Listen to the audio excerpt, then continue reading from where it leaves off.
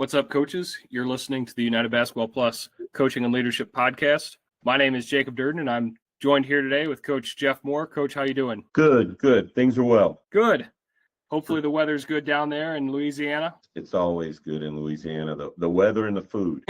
I was down there this past spring, and I cannot say anything bad about the food. I love it down there.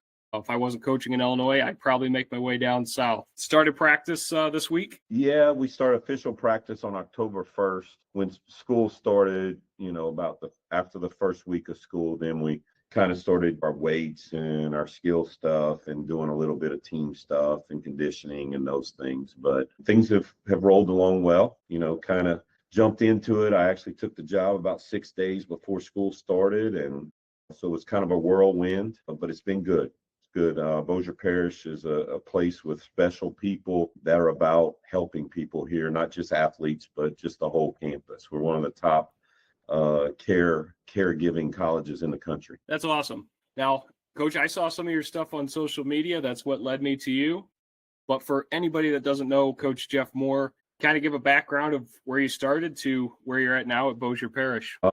First of all, I'm more than a basketball coach. So man of faith.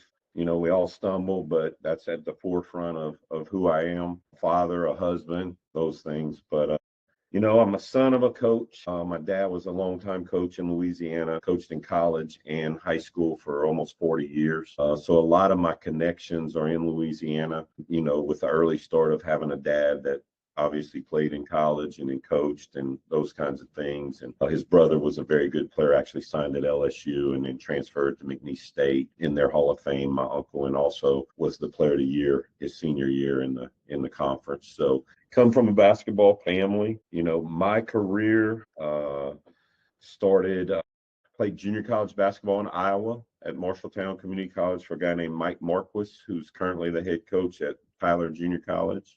Was also at Indian. He was at Indian Hills. After that, I played at NAI school, Missouri Valley College in Marshall, Missouri. Was academic All-American at both places. And then after that, was at age 21, I had finished up and was lucky enough to get hired as a full-time assistant where I had played at Missouri Valley NAI.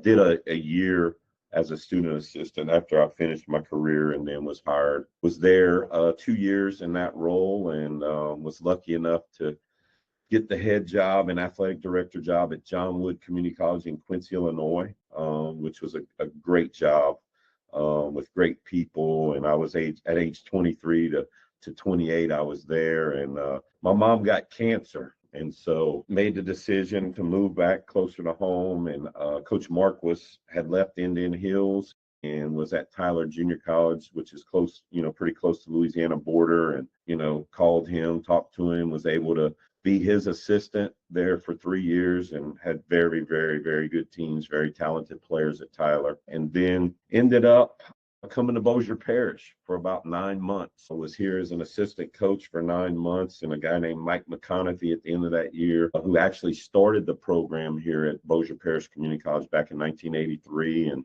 had unbelievable teams, was ranked #1 in the country for several years. I went to Hutch 3 times. I think the highest coach ever finished, was 3rd in the country. And he knocked on my door and wanted to hire me as an assistant at Northwestern State. Good friend of mine named Dave Simmons had left Northwestern State after they had just beat Iowa in the NCAA tournament on a game-winning shot. And Coach Simmons ended up taking the head position at McNeese State. And I was already teaching class at Bossier Parish Community College. That next year it started. And Coach McConaughey was able to pull a few strings, and the chancellor signed off for me to go to Northwestern State. And so was there 16 years, just a great experience around, had a great boss in Coach McConaughey. If you don't know much about him, he's one of the best people in coaching, but also a great coach. He doesn't get a credit enough as a great basketball coach because he's one of the best people you ever meet.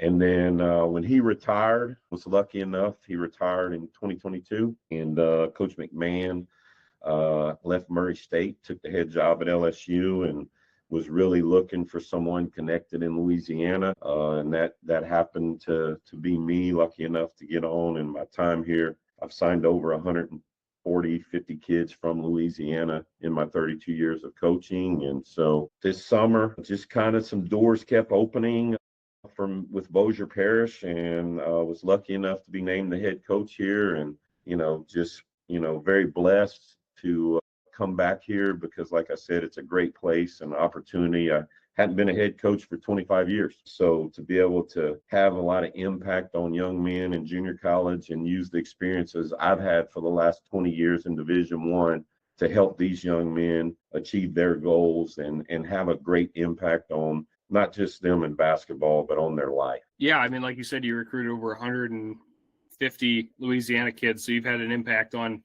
a lot of kids' lives. And if I'm not mistaken, you've coached for 30 plus 32. years, 32 years. And one of the biggest stints there, you spent half your time, 16 years at Northwestern State University there in Louisiana. And now it seems coaches move more than the players do. And so what was it about that program that you enjoyed that kept you there? Are you bringing anything from that with you to Bossier Parish? Yeah. Like I said, I worked for one of the best head coaches, people that know Coach McConaughey, one of the best people in the world. And he lets assistant coaches coach and gives you a lot of freedom in recruiting and all those things. And, just working for him was awesome.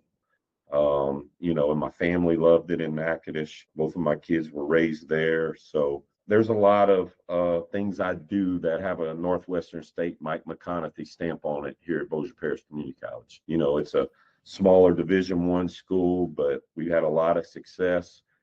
During his time, we went to the NCAA tournament 3 times with 2 wins. The last time was in 2013. We played Florida in a tough game and ended up pulling away from us. But, just really loved the university, loved being there, loved city, knew everybody, just kind of that kind of deal. And coach, valued family and things like that. And that's not always a factor in some opportunities you may have where family's a foremost thing. So it was one of a great experience for me. That is true. I mean, when it comes to family, we as coaches tend to, include all of our players, all of our staff, their family, and what happens during the season wears on us.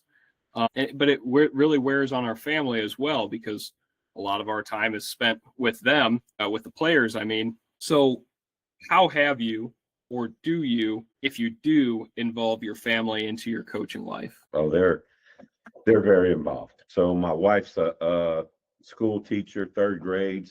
I've always taken my players to her classroom and did things like that, active in her school, and look forward to doing that. Her and my son are still in Baton Rouge because they had already started school, and my son had started sports in the 8th grade. And I have a daughter that's playing junior college volleyball at Glenn Junior College. It's a little tough right now being apart, about 4 hours apart, but at the end of this time, we'll be back as a family. And, my wife has been a part of this. We've been married 25 years. So, she knows how I am locked in when it's coaching time and basketball time, but she's the person that keeps everything in order at our house. And, when I kind of get too much into basketball and forget about things, she's there to ground me on some things and make sure I'm being a good husband and father.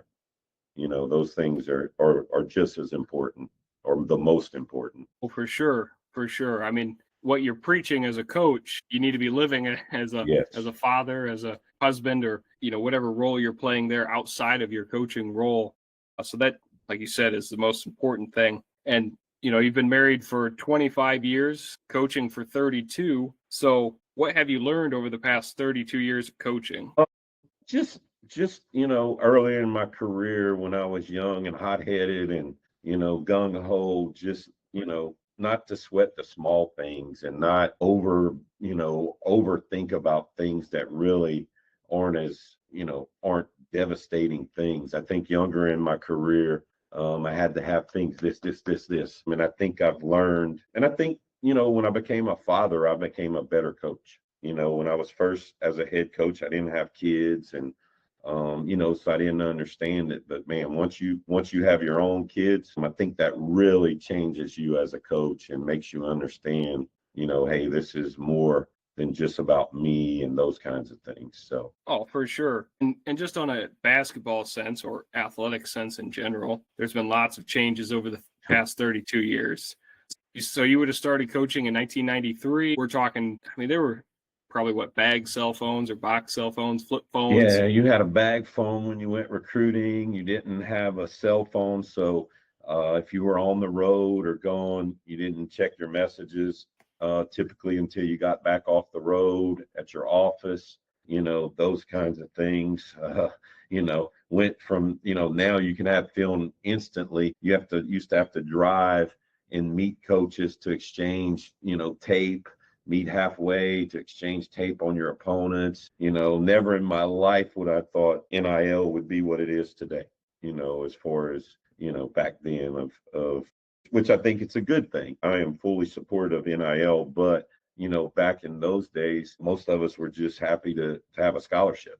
Right. And get our education paid for. For sure. I mean, like I said, there's lots of changes, too many to count. Just how have you adapted or adjusted? And is there anything that you really like that's changed for the better, or things that you dislike because maybe they've changed for the worst? I think some of it at the higher level is very transactional, but I'm still a believer that there's a human piece to it of relationships. I don't think that'll ever totally go away. And I'm big on relationships, not just with basketball, but just in people in general. Relationships are what it's about in life. And so, I just think, it's just affected. The money of NIL affects your locker room, affects all kinds of things. And us as coaches, at those higher levels are learning to adapt to it very fast, because it's kind of like you said, it changes all the time, I know what you mean. I coach high school. I'm sure somewhere, someplace, there's kids getting paid to play high school sports. No question. But that leads to conversations here in Illinois where should kids get paid to play high school sports? I'm going to throw up the big road sign and say no, but if they legalize NIL at the high school level, I know I as a coach need to do whatever it means to help my program. How am I going to benefit the 15 to 20 kids that I have in my programs? That mean we're getting really nice uniforms? Yeah. Does that mean we're getting travel suits? Yeah. Are we taking, time to eat out? Yeah. We're doing more as a team because we have the funds. I'm not going to allow one of my players to get all the glory and the money. It's going to benefit the program as a whole. Right. So you had spent past 3 seasons at LSU as the director of recruiting. What things were you looking for in your recruits? Winners, guys that, were about winning. And we had a great staff at LSU. We all worked together in recruiting under Coach McMahon. So everybody had a hand in recruiting on our staff. But just looking for guys that fit LSU, wanted to be a part of building it back up, embrace the culture of Louisiana and represent it, those kinds of things. It's the biggest brand in college athletics by far. The LSU logo, the LSU brand is worldwide. So with a lot of national championships recently. So just people that were bought in, and wanted to be a part of it. And like I said, guys that were about winning. Oh, for sure. I mean, I just finished up watching Any Given Day in the SEC, which is a football related TV show on Netflix. But I mean, if the basketball realm is anything like the football realm, I mean, you're on the hot seat day in and day out, and they care about their athletics in the SEC. So like I had mentioned, I'm a high school coach, and I hope that my players, not all of them want to go on to play basketball, but the ones that do, I hope that I can help get them to wherever they want to go at the next level. So what kind of things, in your opinion, can a high school and youth coach do to help prepare younger athletes to play in college? One thing that I've, had the chance just to talk to a lot of high school coaches about that, this change of the NIL and teams being older and not recruiting as many high school players because they, older is what everybody's going to. And I mean, that's not just in the high major Division I, that's in NAI Division II, junior college, it's at all levels. Encouraging your young men or young ladies that, hey, doesn't mean you're not a good player if you're not getting a Division I offer. It's really hard right now to get Division I offers. And so I think, one of the best things that coaches can do is bring your players to watch Division I, Division II college practices, and then also bring them to watch games in person, just to see the speed of the game, the skill of the game, all those kinds of things, because you just can't get a feel by watching it on TV. I've a lot of stuff I've learned from great high school coaches, junior high coaches. I think there's great coaches at all levels. You don't have to be in Division I or whatever level to be a great coach. I've learned more from high school coaches probably than anyone by going and watch high school practices and recruiting and stealing drills and different terms and stuff. So I just think continuing to work with your players and educate them about what's going on in college basketball and college athletics at this point, so that they don't get discouraged, because that can be pretty tough, because it's just so much has changed about being older. For sure. So I'm an Illinois guy. You mentioned you played college ball in Iowa and Missouri. And then you got your coaching career started at John Wood Community College in Quincy at age 23. And so you did 5 years there, and you've done 27 years in elsewhere. But if you could go back in time, what would you tell your younger self at John Wood Community College? Kind of what I touched on earlier about, just being so regimented and, not being so just, I think in my younger self, I was really hard on my players. But I'm in a group chat with all of those guys. We have a John Wood Community College chat with most of all my former players from that time, and they've all gone on to become great, people in their community, husbands, fathers, and that's the true win. And a couple of them are trying to get down here from my first game as a head coach here at Bossier Parish. So pretty special. But I would probably, you get into coaching and there's not a lot of free time to go out and learn more. I think I would have at that younger age, when I was at John Wood, I was able to watch Quincy University Division II was in town, and Bruce Pearl was at Southern Indiana. You had 3 or 4 other guys that ended up being Division I head coaches. So I spent a lot of time when my team wasn't playing, and if someone was coming to town to play Quincy University, I would sit way up high and, jot stuff down, and just, at that younger age, being more of a learner of the game. You're just kind of in a rat race whenever you're young, become a head coach. And I think I never, slowed down enough to really, follow some certain coaches and learn more, because there was just so much going on when I was a head coach, and I was the athletic director as well at that time, those 5 years. That would be a lot to take on at 23 years old, the athletic director for a fairly large community college in the more or less St. Louis metro area of Illinois and Missouri, and then to be a coach there as well. I think that goes for anything in life, just slow down and enjoy the moment. Yeah.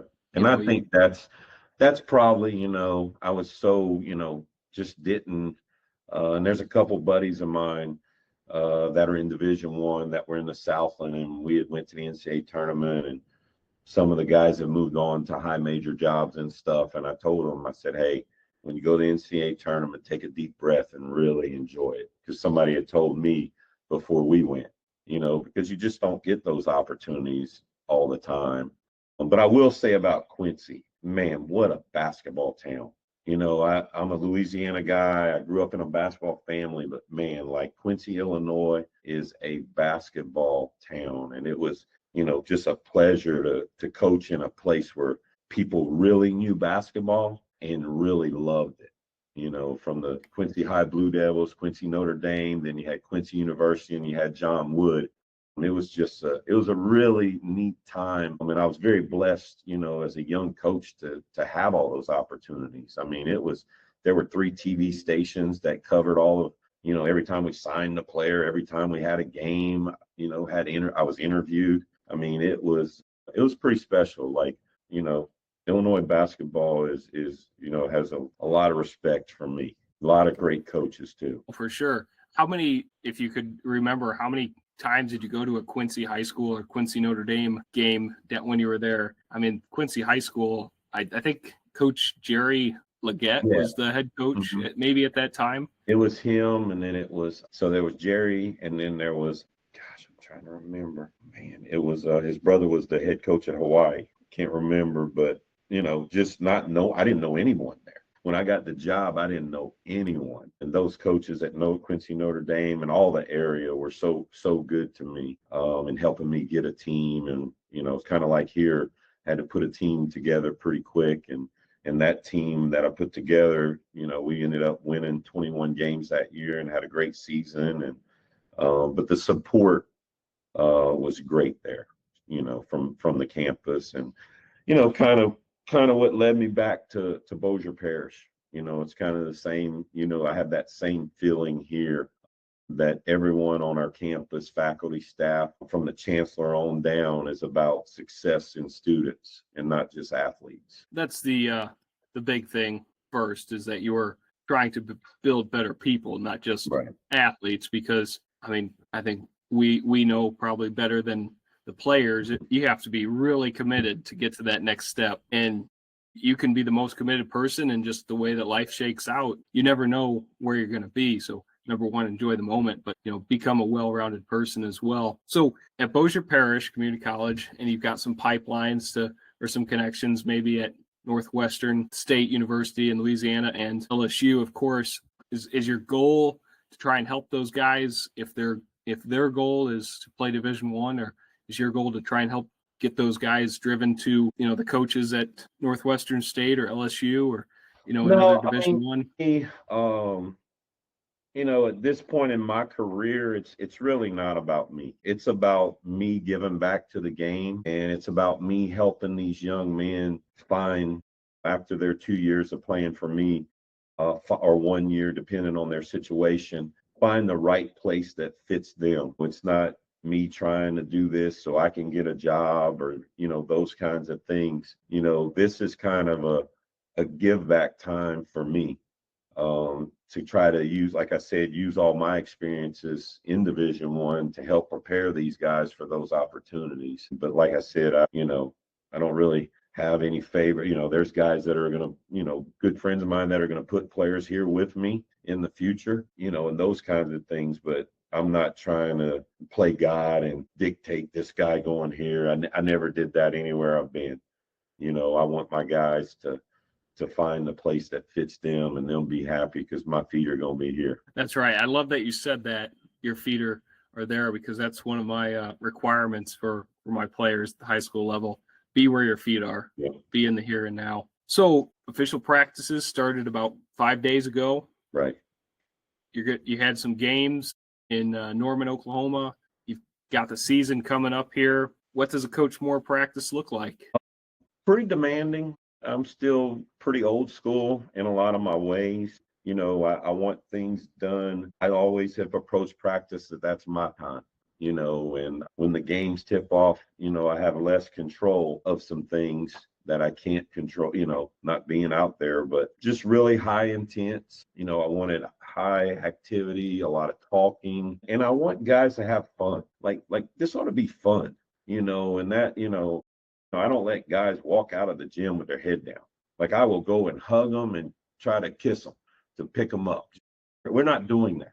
Life's more than a bad play or a bad practice, so I think that's something, that should carry on into life. You're going to have good days and bad days, and you got to get up and keep your chin up. I really like my team. They work hard. They're doing, none of them know me very well. Most of the team was set. I was able to sign a couple guys in those days right before I got the job. So they're learning a lot about me. I'm learning about them. We break a lot of bread together. We eat meals together a lot and talk. We did that tonight after we shot. We had a meal together and sat around, and, you got to know people's story.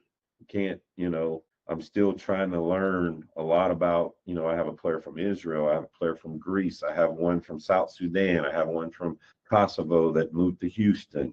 I've got some Louisiana guys that, I knew most of the Louisiana guys I know and their coaches and all that. But then a kid from Alabama, that's Division I transfer. And, so my coaching has always been about gaining trust, and then being able to coach them because they know I care for them. That's been my entire life, is that they know when they're done playing basketball for me, they know for the rest of their life they can call me any time of day or night, and I will help them in any way I can. So it's, just trying to get to know my guys, and, they've been great.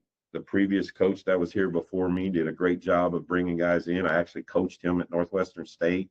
And he took the head job at Centenary College here in Shreveport. So it's not being a head coach for so long, I found so much joy again. Like I'm really, our athletic director that hired me, she said, Coach, do you miss, flying on a charter jet and doing this? I see you doing the laundry. I see you taking kids to elementary schools for High Five Fridays. I see you airing up basketballs. And that's why I said, I am living my best life, just doing all those things and having more time. Like here at Bossier Parish College, Community College, we don't have volleyball or women's basketball. So the gym is open for my guys all day. We've got a gun, a dish set up. My assistant and I are available in between classes. They can come in and shoot. The scheduling is nice. We don't have classes on Fridays. School is open, but there's no classes. So we typically try to go to an elementary school and greet kids when they get off the bus or get out, dropped off by their parents, and put smiles on faces, and then come back and practice. It's been a lot of joy for me. Like I said, you kind of, I was director of recruiting. I wasn't on the floor as much, those kinds of things. And at Northwestern State, I was associate head coach for my last 6 years there. And, I just really, really enjoying my time here. And like I said, I couldn't ask to be around better people from the chancellor down that are just really, about helping people, and not just the athletes. Like our team went this afternoon. We went to the theater department and watched a play to support those students. And, I try to tell my guys, like, they're a part of this campus. We don't know their story. We're trying to support them. And it's no different than on our team. My guys from Louisiana don't know anything about Israel, Greece, or South Sudan. So it's kind of, a campus is like our team. We've got to learn about everybody and support everybody. So it's been fun, and I'm anxious to get my family here, my personal family. So I bet. But I mean, right now you've got your players and that family. And I think when you truly enjoy it, which it sounds like you're just loving and living in the moment, then that'll rub off and leak into your players. And what's the saying? Players don't care how much you know until they know how much you care. Like these guys, and not to say like our LSU guys needed me, but man, these, like, our guys here, like, they need me. Like, they come by my office every day. I mean, like it's really a family. When you're at a big university, it's a little different. And we had great young men at LSU. I can't say we had fabulous people there that played for us as far as players, but there's just so much going on at an LSU. And then guys are making a lot of money. Here, our guys are very appreciative of a lot of things that we have. I think that's awesome, Coach. So we know what a Coach Moore practice looks like. We know what a Coach Moore program looks like. What are we doing offensive and defensively, Coach? Offensively, I run a lot of ball screen actions. My offense it's called the Buna offense. It was in East Texas, where down by Houston it was invented. We ran it at Northwestern State for a long time with Coach McConaughey. And over the time, I had this thing on my computer I've kept ever since I became an assistant, preparing to be a head coach. And so offensive stuff, defensive stuff, I would encourage anybody that's an assistant at any level to keep track of what you want to do when you get that opportunity. And so there was always things I would see of scouting or watching recruits or different things. And I've adapted a lot of other things into that offense that we ran at Northwestern State. I mean, I'll run a lot of different set plays, and a lot of what I do has a Mike McConaughey stamp on because I was there so long. That's what I know. I've also studied a lot about Will Wade. Him and I were pretty close when he was at VCU and I was at Northwestern State. We both pressed a lot. But I studied a lot of, he always puts great players in the right positions to be effective. And I'm trying to do that more here with some of my guys of running things out of the Buna power offense that I run, but having some adaptations that put guys in the best place to become their most effective as a player. So that's kind of offensively. We want to play pretty fast, but a lot of ball screens, a lot of actions with dribble handoffs and things like that.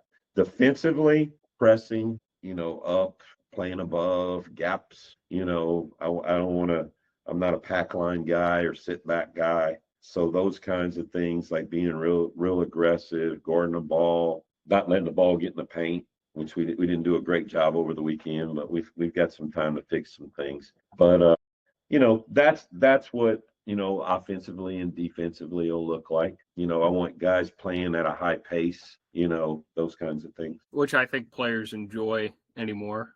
They're getting opportunities to lots of looks to score and going to pressure the opponent, so you have even more opportunities. Over 32 years of coaching and probably 18 plus years of playing, what is your all-time favorite drill? Man, it's going to be funny. It's from a Illinois guy, Chris Lowry, when he was a head coach at Southern Illinois. As head coach, had some great runs. He had a drill called the man drill, where you zigzagged, but you guarded. You started at half court to the baseline and you would zigzag guard that guy. And then when you got to the baseline, another offense came on and you guarded that guy zigzag.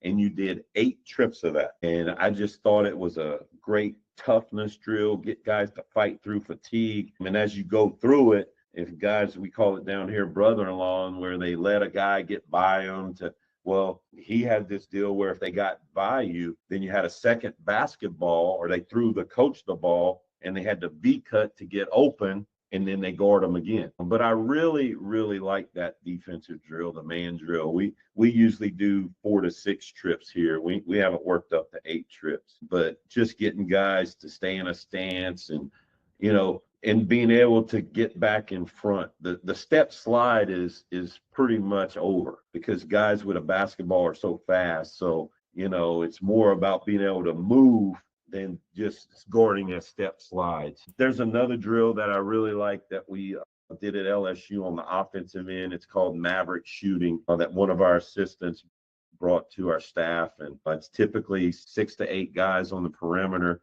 with 4 minutes, and you're shooting it, rebounding it, play with 4 basketballs or 3, and you get it to the next guy, and it's like chaos because there's balls everywhere, but you're calling names. Your hands are ready.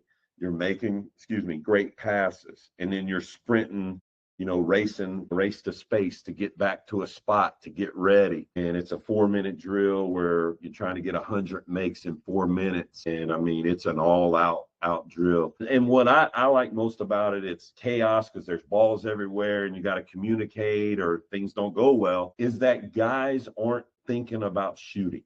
They're just catching the ball and shooting. And that's who I've always in my career think, I don't want guys thinking about making or missing. No player ever shoots a shot to miss, but they can jinx themselves by overthinking. And that drill, we do it every day. It's called Maverick shooting. And it's just the ball's moving and you're just catching and shooting with not a lot of thinking, just a lot of reps. And, a lot of us all say, trust the reps. And that's what we try to preach as well. So those 2 drills, probably my favorite 2 drills. I've ran the first one you talked about, the one-on-one man drill. Yep. Man drill. I call it the 300-foot drill because we run it the whole length of the court. Oh yeah. Down, back, down. Yep. And then I think I'm going to steal Maverick shooting from you. I think I'm going to steal that one. Yeah. It's like I said, and we all, none of us invented this game. Right. I mean, when I was at Northwestern State, Coach Mark Adams was the head coach. He was the head coach at Howard Junior College. And then he became the head coach at Texas Tech. And now he's at Ole Miss with Chris Beard. But man, I did end up signing one of his players who was an all-league player for us at Northwestern State. But man, when I would go watch his practices, Coach McCon say, get us a good player, but bring back one of them Mark Adams defensive drills. So, we just, learn a lot from everybody, every day. I mean, I learned stuff, from my own players still. I think, at the point I quit trying to learn, I need to go fish every day, That's right. Become a lifelong learner. Yep. Well, Coach, I appreciate your time. I know you said at this point in your career, you're about giving back, and you gave our listeners a lot of great stuff tonight. One final question for you. I found you on social media. Where can other coaches find you on social media? Yeah, I only do Twitter mainly because of recruiting. It's at Coach Cajun Moore. I've always been a person. The first guy I worked for at Missouri Valley College, he had this, I had a ledger. And if anyone called, it wasn't, you called everyone back, you got back on emails, and I'm still that old school guy, whether recruits send me stuff on email, I always try to make sure I respond back by Twitter, text messages, any of that. I'm a pretty open book and willing to help in any way I can, just because a lot of people have helped me. Every position I've had in my career is because someone helped me. It wasn't because of just me. So like I got the job as an assistant at Missouri Valley where I played because of the head coach. I had played for him. He hired me at age 21. The president that was at Marshalltown Community College when I played left there and went to John Wood. He remembered me as a player and a person when I was playing at Marshalltown, and I was lucky enough to get the job there. I go to Tyler Junior College. That was my junior college coach that I had played for. When I came to Bossier, I was really highly recommended to the head coach that was here by his assistant. He was like, you got to hire him. He's a Louisiana guy. He knows everybody in the state, every coach. You got to hire him. And then it's crazy. I mean, like when I was an assistant at Tyler Junior College, we sent 2 players to Baylor, 2 to Iowa, 1 to Indiana. I mean, we sent players all over the country. And Coach Marquis is a phenomenal recruiter and phenomenal player development. I mean, he had Jimmy Butler played at TJC for him, but having all those players, and I wanted to get to Division I and coaching in junior college, that was my goal, and that never happened. The way I got in Division I is pretty crazy. So I'm here as an assistant at Bossier Parish Community College. Coach McConaughey's brother works on campus, and so got to know him pretty well. And I knew Coach McConaughey just through passing, but wasn't great, knew him and said, but I wasn't someone that knew him well enough to probably get hired. But his brother, when that job came open, his brother told him that he hadn't seen anyone work as hard as his brother until I came here, and I worked hard like him. And that not because I had a player or I was this great X and O guy. Coach McConaughey's brother told him I was one of the hardest workers he's ever been around, and that's how I got in Division I. So all my life I thought it was about players, and that's how I got my first chance in Division I. Pretty crazy. It is, and life's full of crazy opportunities. Yeah. And we got to be thankful for everyone that comes our way. Well, Coach, again, I greatly appreciate the opportunity to get to speak with you tonight. I appreciate you taking the time to hop on here. Is there any final thoughts or words? No, I'm like I said, I'm more than blessed. I've had I've traveled the world with basketball, around the United States, out the country, coached players from all over the world. Basketball's given me more than I can ever give back, So I'm just hoping I can continue to help young men achieve their dreams, get an education, and then become great community members, fathers, husbands, and those things. Well, Coach, after our conversation tonight, I believe you're doing just that. Again, I appreciate your time tonight. Look forward to future conversations, and I hope you have a good night. Yep. Appreciate it.